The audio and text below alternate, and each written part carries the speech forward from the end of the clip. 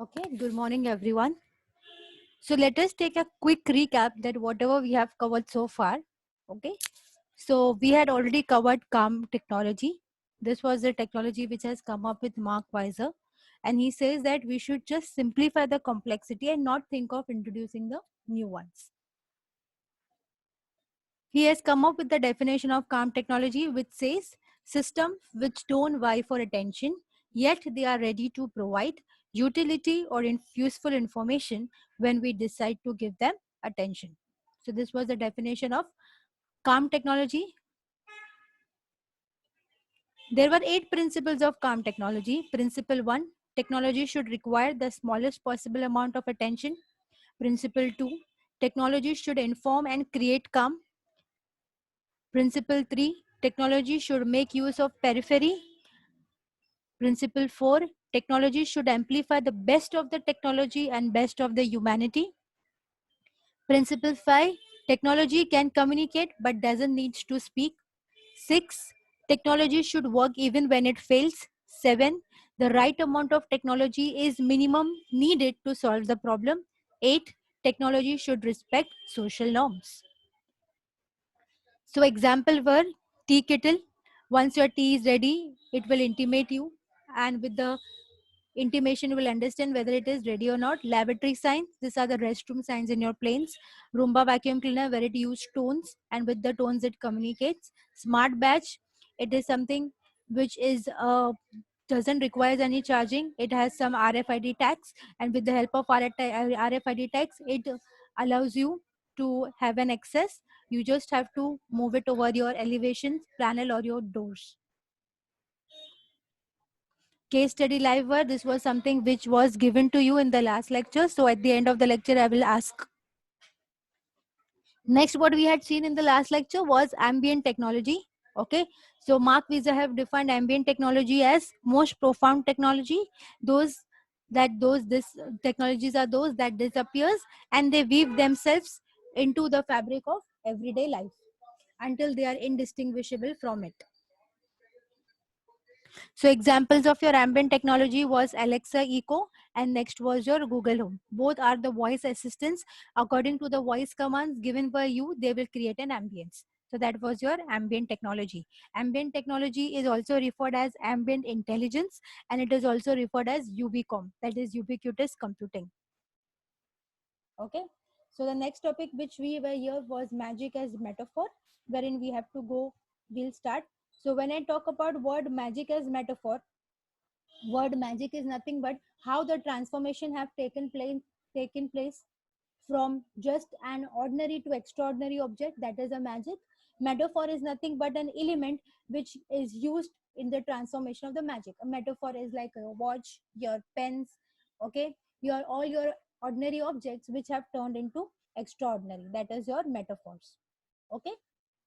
So Arthur C. Clarke has come up with any sufficiently advanced technology is indistinguishable from magic. Any advanced technology, it is something, it just works like a magic, and it is magic only for every one of us. Okay. So let us continue with an example. There was one blogger, his name was Venkatesh.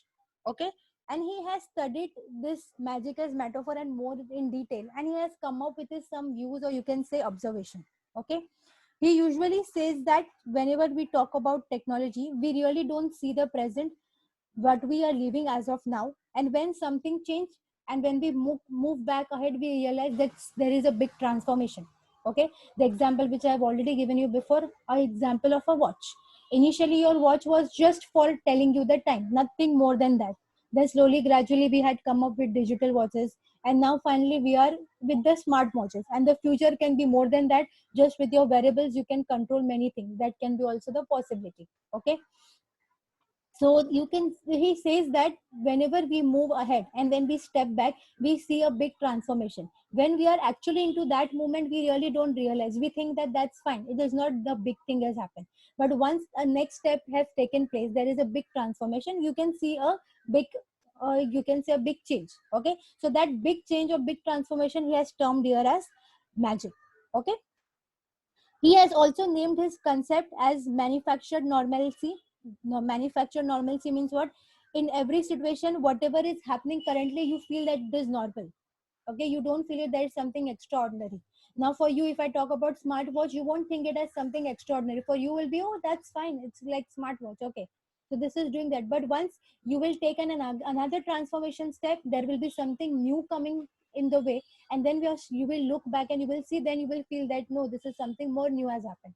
So he actually meant to say what currently or presently what we are into, at that point of time we really don't realize anything. Okay, once we see a next step, a bigger step of that thing only, then we start realizing and we feel that yeah, it is something big has taken. So this current situation which we don't realize it, he has named that situation as manufactured normalcy, which means what, you feel that whatever is happening currently is normal, nothing big has taken place. Okay, you have to always remember whenever we talk about technology to be adopted, okay, it has to be adopted by every one of us, because technology change is a big change. Everyone is really not habituated with the technology. So whatever technology comes, it has to be acceptable by the people. Okay, again, acceptance will won't be fast.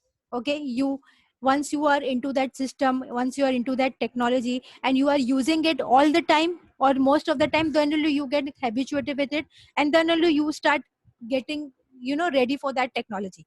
So as a people, if you tell them to take a technological change, it is very difficult for them. For example, if I tell you, older people, for them they are still comfortable with that phones. If you tell them to move, or you tell them to shift on an Android phone or any touch phone, okay, so for them it is very much difficult. So as a common people, to take a technological change, it's not that easy. Okay, because at the end the technology is going to be accepted by we as a people. Technology is at the end only we are going to use it.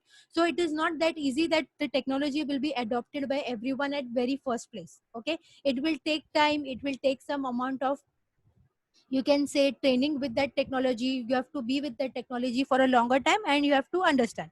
Like if you tell an example about your phones, initially your phones at the initial level was just for calling. Okay, now the phones have become to the touch phones, as well as your phones itself can become an internet terminal. They can act as a hotspot. So you can see that technology has changed so far, and with this change, everybody have to adopt it. Some are able to adopt it, and some are really not able to adopt the technology. Okay, so that is your magic as metaphor. Another example for magic of metaphor is your Weird. I don't know how many of you have seen the movie that is Harry Potter. In Harry Potter, he uses some tracking mechanism. Okay, he uses a clock. That clock is called as a wear dial. Okay, where he tracks the location of his family members and with the GPS chipsets. Okay, so that is your example of wear dial. Okay, so if you see most of the Hollywood movies, they all will have a concept of some future, because they are designing in such a way that there is a future. Wherein in this, you see, if you talk about your our Bollywood movies, they are just masala movies. There is nothing more than that. If you see all the Hollywood technological movie, they have already predicted the future. They have already have shown you that this can be the future, and using that only the people have come up with the ideas. Okay, so that is your Weird. Let us move to the next. So magic as metaphor, hope everyone has understood. Magic is nothing but how the transformation has taken place, and metaphor is nothing but an element that has worked as magic. Next is case study Weird, which you all have to do it for the next lecture. Okay, next we are going to the topic that is privacy, keeping secrets. Okay, so what do you mean by word privacy? Whenever you come across word privacy, it refers to something that has to be confidential, something that has to be private. Okay, something that has to be just within myself, nobody else could see it. Okay, so for us, privacy here refers to what? All your confidential data, all your sensitive data, that is your passwords. Okay, all your information that will give an access to somebody else and they can misuse that data. So the privacy is here. Okay, to be very honest, when you are talking about IoT, okay, where internet is a medium for communication, privacy becomes a matter of concern. Okay, because in internet, when you when we talk about internet, we are connecting many of the anonymous devices. There are connection between most of the devices. We don't know with whom we are communicating, with whom we are exchanging our information. So whenever you're exchanging the information, and with this exchange, if your private information is also being exchanged, then it becomes a big problem for all of us. So whenever you are designing an IoT, you can say a product, okay, so you have to really take good care of your privacy. Okay, all your confidential information has to be private at the end of the day. Okay, though you are using an internet as a medium, but there are some techniques that helps you to protect or prevent your confidential data. So that mechanisms really need to be adopted, or that mechanism has to be there into your IoT systems. That is very much important. Okay, because if you start trying to protect your entire devices which you are communicating with, that is really not possible. But whatever information we are giving outside, or we are sharing, or we are exchanging, if we are do controlling that information, we are encrypting that information or using some mechanism, then the privacy will not be compromised. Okay, along with privacy, there is something called as keeping secrets. Okay, so keeping secrets means what? Whatever information you have, how you're going to keep it secret, what are the ways, different ways you're going to use to keep your data secret. How you store your password, for example, if there is some important information which I really don't want anybody to see, so how I'm going to protect that information, how I'm going to secretly keep that information. Either it will be password protected, or either it will be encrypted in some different language which will be understandable only by me. So what are the different mechanisms which will be adopted by me to keep my data secret?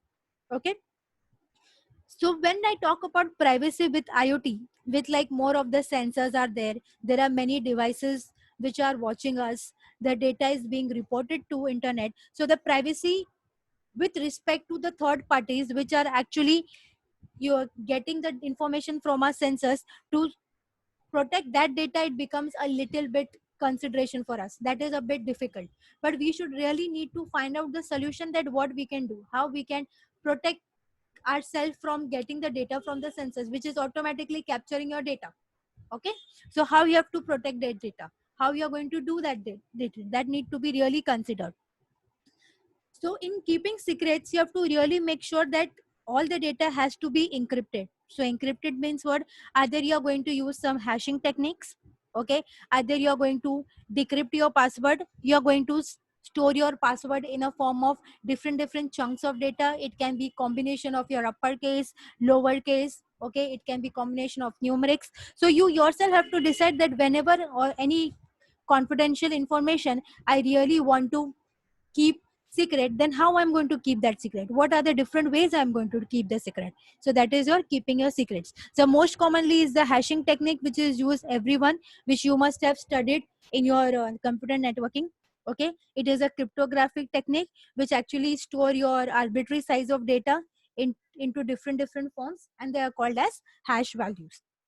So you have to always take care of your passwords, how you're going to protect it. Usually when we when we install any application, there are some instructions that need to be read before you accept it, because most of the application will try to have an access over your confidential data.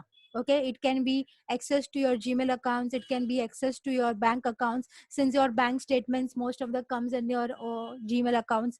So whenever you are installing any app, or whenever you are accepting any permissions, you have to really make sure that what you are accepting, okay, you should read it, because most of the application, their main concern is to read your private information. Okay, to read your confidential information. They are not interested in the information what you have stored in the mailbox. They're interested in the information which is your confidential information. The hackers, everybody, what they do, so all the applications, 90% of the applications, they asked for your confidential data. So whenever you are accepting any privacy issue document, you have to really read it well before you proceed. Okay, and keep your password in encrypted form. Don't just keep it like this only, it should not be in the plain text. Avoid using plain text, and change your password frequently. Okay, and please never keep your password which are most common ones, your birth date, your friend's name, your mother's name, your father's name. This is not the technique for storing the password. At least people like us who are belonging to the IT field background, we should know what are the different ways to have our password and how it may be difficult for other person to break it. Okay, so it is our responsibility to keep privacy. Even though if systems are not designed in that way, we have to take care of our own information. We have to safeguard our own confidential information. Okay, next is your whose data is it anyway.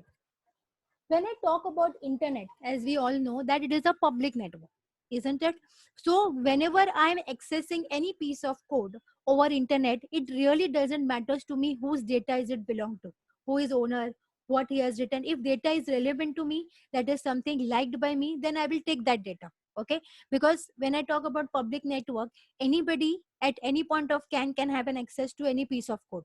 Okay, you can't give copyrighted to them. If you want to give copyright, then you have to copyright your data, or you have to make your information private, not public. Okay, so when I talk about internet as a public platform or a network, any data which is there over the network is easily accessible by any one of us. So it really doesn't matter to us that to whom does it belongs to. Okay, so that is one of the most, you can say, a downside also when you are using a public network, because the data security is not there. Anybody can access any data. So your somewhere or the other, your data security is also compromised somewhere. Okay, so with the number of sensors that are being deployed, it is always not clear that whose data is being gathered. There are many sensors, there are actuators, so they are just taking the information from the environment. You are not designing your sensors, not telling you that you have to take this data, you don't have to take this data. We can't design our sensors like this. Sensors is what is just going to sense all the data in the environment and going to store at one place. Okay, so whatever data it senses, whatever data it takes, it starts saving it into the system in real time over the clouds. Okay, so with the sensors, it is really not possible that you will limit any data. All the data it senses, it automatically comes into your cloud. And at times at your times or what, many of the times you really don't know that whose data is it, who is the owner of the data, whom the data belongs to. So that always becomes a concern there. Okay, there is one of the example, or you can say a case study with this respect to this whose data is it. So I'm going to read that case study. Consider the case of a camera deployed in an advertising hoarding, which can check to see whether the people are looking at the different adverts. I'll repeat again. Consider the case of a camera deployed in an advertising hoarding, which can check to see whether people are looking at the different adverts. Does the data belong to the company that installed the camera, or to the members of the public who are looking at the adverts? Okay, so this is the case study which they have given you. Okay, so I have read the case study here. So I want your views over it, that what will be the answer for this. So what will be the answer for this? What are your views? Please tell me.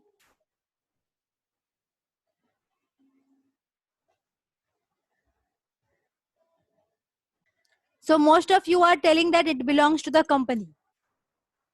Okay, so the answer is right. Okay, it belongs to the company, but there should be some mechanisms. Okay, there should be, when we talk about a network, there is something called as public and there is something called as private network. Okay, though it is stored somewhere publicly, so it should belong to both of them to be logically. Okay, to be logical, whenever you are having anything in the public space, the data which is being gathered, so there should be equal rights to the public as well. Okay, because you are capturing their information, so they should also have some rights over it, isn't it? It should not be purely a private company only their data, so there has to be equal right. Okay, but to be very honest, there has no equal rights. When you are storing it on the private level, it is only the one who you are one who are going to have such right. Okay, so when you are talking about private property, in that case, the company who are coming up with this will have only the rights. Okay, they won't have a right. But when you are doing it at the public platform, both of them should have a right. Okay, so it is on the company, they can decide whether they have to give the rights to the public or not. There has to be equal rights when you are dealing with public network. Okay, on private network, really you cannot give the right, because that is something you're going to keep it for yourselves only. Okay, so whose data is it anyway means what? It tells you that whoever data is it, let it be the data. When you are talking about public network, both of them should get an equal rights. But whenever you're talking about a private property, in that case, only the company who is taking the data will have only the rights there. Okay. So that is your whose data is it anyway. In exam, you are expected to write this case study. Next topic is web thinking for connected devices. So we are studying IoT since day one. Okay, so everybody of us knows that IoT is referred to as connected devices network. It allows devices to be sensed or controlled remotely across networks, and thereby it creates opportunities and convert our physical world into your computer world. Okay, so this has web thinking for connected devices had make things very easier for us. Now you can integrate all your environment information at one place. It has reduced human intervention. It has given you more than what you want. Okay, with the help of the sensors, the things has become really easy for us. So now we have devices which are more smarter than us. Okay, and which are creating data for us in a simplified form. So that is your web thinking for connected devices. Your webs, your servers, your internet is thinking whatever connected devices you have, how the data has to be taken from them, how the data has to be exchanged, where the data has to be stored, how you are going to manage it. So all your thinking is web thinking for the connected devices is done by the system itself without your any intervention. Next topic, small pieces loosely joined. Okay, so small pieces loosely joined means what? There will be small pieces, okay, and we should have to join them loosely. Not you have to join them. You can say very hard. You have to do it loosely. Let keep it simple, okay. Keep them loose so that they can work themselves also independently. Okay. For example, if you have a string and in over that string you are putting some beads, okay. If you are putting tying the thread very tightly, so what will happen? The string will break. Okay. If you are keeping the string loose, every one of the beads in there, they can move independently. So same concept applies here. Small pieces loosely joined means what? Whatever small pieces you are using for building your components or anything, keep them loose in the sense so that they can work independently. Okay. To make them work independently, you need to loosen them. If you tighten them, then they won't work independently. Okay, because each of them will be dependent on each other then in that case. Okay, so small pieces loosely joined, maybe there be small pieces, try to integrate them loosely. Don't try to go for joining them too hard. Okay, so that they are dependent on each other. Okay, so whenever we are building components of any service, we should not couple them too tightly. Always remember this. Okay.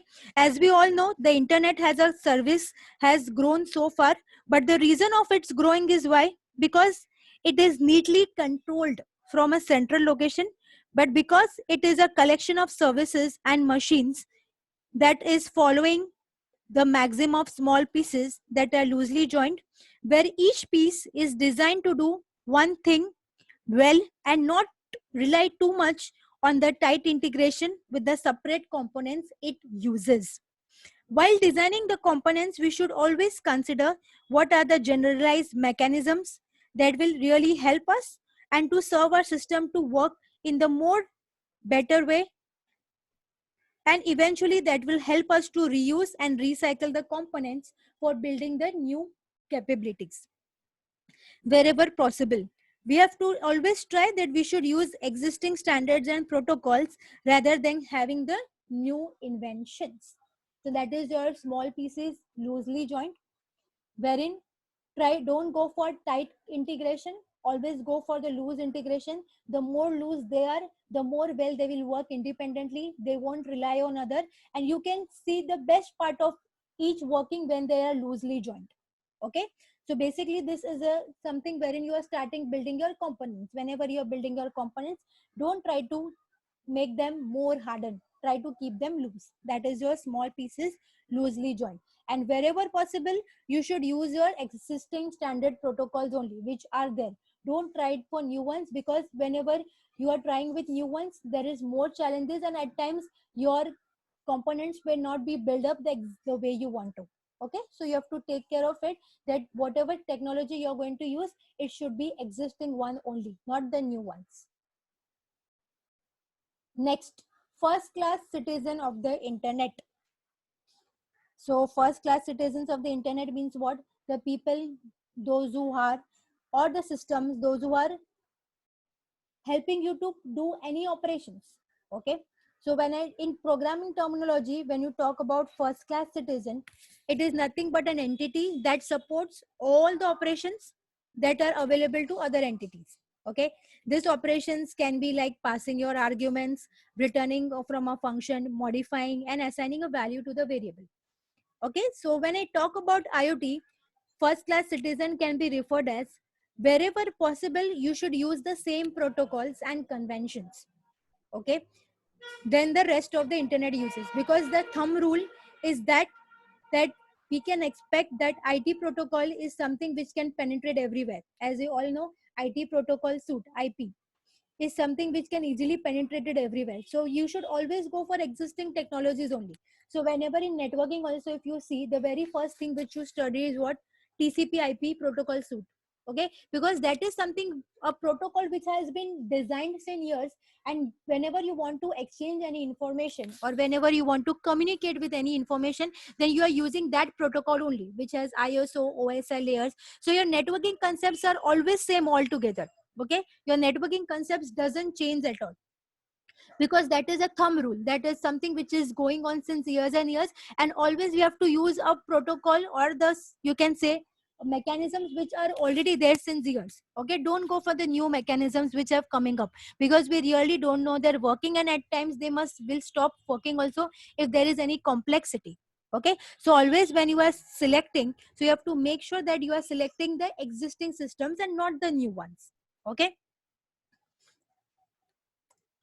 so at times, you know what happens, whenever you people at like people, those who use new technologies, who those who are not much into it. Okay, so at times, whenever they are building the components, their system doesn't work, because the integration of the component and the working of the system which you are doing, both are independent, both are different. So at times your system doesn't work, so always you should go for only the existing protocols, and you should not go for the new ones. Okay, like for example, when we talk about, when initially when the mobile phones were first created, okay, they were not created with an intention that they will be connected with the internet. Their main intention was what? That there should be just an interaction, that can be a simple calling also. Okay, but with the technology enhancement, they have started connecting the mobile phones with the internet. Okay, so now when they have connected with the internet, now the it becomes difficult for them to talk with the web servers, because now they are getting an mobility, you can say, a medium. Okay, so when you already have an handheld device, you have an easy device, so you why will directly go for a big device? You can communicate with the small devices. Okay, so when we talk about connection of internet with mobile phones, okay, so the technology which was emerged was something called as WAP, that is wireless application protocol, which helps you to communicate over your mobile phones with the help of your internet. Okay, so when I talk about first class citizens on the internet, these are nothing but the existing protocols. Okay, the existing system, those who are already there, and they are so named as first class because everybody have to first refer them only to exchange the information.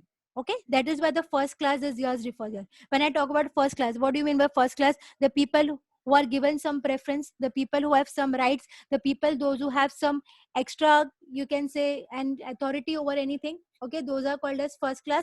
So whenever you are dealing with the protocols which are already there, those who are very effortless, seamless of integration of information, so they are called as first class citizen on the internet. Okay, because at that first place you have to refer them only, and then only the next information can be taken place exchanging.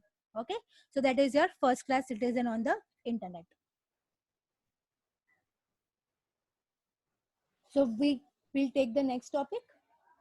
Next is your graceful degradation. Okay, so now what do you mean by graceful degradation? The first thing when we see this word, that is graceful degradation, the things come in our mind is how degradation can be graceful, isn't it? But the answer is yes, it is graceful if we see the positive side. Okay, So what is the positive side? Let us see that.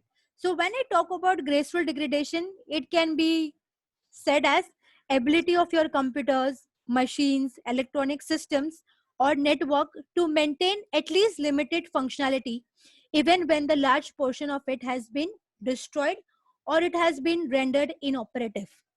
Okay, I'll repeat again. When we talk about graceful degradation, it is nothing but ability of your computer, machine, electronic system, or network to maintain limited functionality even when the large portion of it is being destroyed or it has been rendered inoperative. Okay, so basic purpose of your graceful degradation is what? You need to prevent your catastrophic failures. Okay, when I talk about catastrophic failures, when there is something sudden failure and the recovery is not possible in that case, then that is called as catastrophic failures. Okay, so when you have this type of failure, what do you have to do? You have to completely put down your system 100%. No, you don't have to put down your system. At least you have to keep your some part of the system up, which is possible. Okay, for example, when you talk about the Gmail servers, there is so many servers. There is, so whenever one server is also down, it is backed up by other servers. Okay, though your servers will work slowly, that is not the problem at all. Okay, but there should not be 100% downtime. Okay, there has to be at least uptime. So out of 100%, at least 10 to 20% uptime has to be there. Okay, because if there is 100% downtime, then you, it can say that your system have doesn't comes up with reliability. Okay, so whenever you come up with the system, it should be reliable in the sense, at least if it is not reliable for 24/7, but at least in downtime it should be able to operate, or it should be able to work at least 10%. Okay, so that is called as graceful degradation. Graceful degradation means what? How gracefully the in operation mechanism is being managed by the system, and it is not letting you to know that the system is down. Though it is working slowly, that is fine, but at least some part of it is operative, but being the major part being inoperative in nature. Okay, so when we talk about graceful degradation, the systems are also at times referred as fault tolerant system. So whenever a fault comes into a system, then they are able to tolerate those faults. Okay, so the systems which are gracefully degraded system are also at times referred as fault tolerant system. Okay, actually if we see that there are several processes which are connected together, so there is a possibility that at times, due to any reason, there can be power cut or it can be any n number of reason, the failure occurs and one of the systems stop working. Okay, at times it happens, since one stop working, many which are dependent on it, the other also stop working. So it usually goes like this. Okay, so at times your system becomes slow because your productivity initially was very high, there were many systems working together. Since one stop, since it was dependent, the other stop, so the chain continues and your system is about to go down. Okay, so whenever you come into that situation, you have to really make sure that at least 10% of the system should work. Okay, it maybe 80 or 70% will be down, but you have to make sure that 20 or 10 to 20% of the system should be working properly. So you can either migrated it to the other servers, you can do anything, but it should work. There should be not completely downtime of your system. Okay, for example, I don't know how many of you must be knowing, since your internet connectivity is low at times. Okay, so what happens, it tells you that Gmail will work on this particular version, like it will show HTML page only, it will not show more things or more contents. So at times when your internet is low, the browsers also stop working because they have also become slow. So with that, this at times Gmails give you a message which tells you that it will work on the slower version of this, so you can see only few part of few features and rest cannot be seen. So that is nothing but the graceful degradation. Okay, so we'll take a quick recap for whatever we have done today. So first we had done magic as metaphor. So magic as metaphor is nothing but how the transformation has taken place of all your ordinary devices to extraordinary, and metaphor is nothing but an element that has worked as magical for you. Okay, so according to the quotation, it says that any advanced technology is just indistinguishable from the magic. So any advanced technology which is there, it is just a magic for us. Okay, next, Verdal case study. This is something which you all have to do it. Next was privacy. So privacy means what? What do you mean by privacy? what is the, how do you have privacy over IoT systems or over the IoT platform? Keeping secrets means what? You have to keep your private information or confidential information in encrypted form. Okay, you have to make sure that your password has to be plain text, it should not be clear text. Sorry, your password has to be in the encrypted form, it should not be in the plain text or clear text. Okay, next, what are the different ways of saving your password? You can save the password in the form of hash techniques. You can have combination of keywords. Okay, it can be uppercase, lowercase, and so on. Next is whose data is it anyway? It refers to whatever data is there, it can belong to anyone because it is a public network. But when it is public network, the rights has to be given equally to both the people who are involved in the public network. Whereas if it is private network, so in that case, only the company who is doing this task, the rights will be with them only. Okay. Web thinking for connected devices, how your web servers are doing integration of multiple devices at single point of time. They are connecting anonymous devices, there is a connection between them, there is an exchange of information between them. So how the web thinking is taking place? So basically that is nothing but your IoT, that how the sensors are working for you for exchanging or collecting the information. Next is small pieces loosely joined, which means that whenever you're building your any component, okay, you have to make sure that you're not tightly coupling them. Try to keep them loose so that they can work independently as well. Next, first class citizen on the internet, it refers to that whenever you are thinking of any protocols, okay, so go for the existing protocols only, don't go for the new ones, because really you don't know their working. So at times there may be some problem in integration, so always go for the protocols which are existing. One of the most common protocol which known by every one of us is TCP IP protocol suite. Graceful degradation, it refers to how gracefully your degradation can take place whenever your system is down, how it can be back up by other system so that your system is working at least and there is not a complete downtime of the system. In graceful degradation systems, they are also referred as fault tolerant systems, and in that case you have to always make sure that at least your system should work, though it is slower 10% to 20%, that is fine, but your system should work. Okay, that's it for the day. In the next lecture we shall take the next topic. Thank you everyone.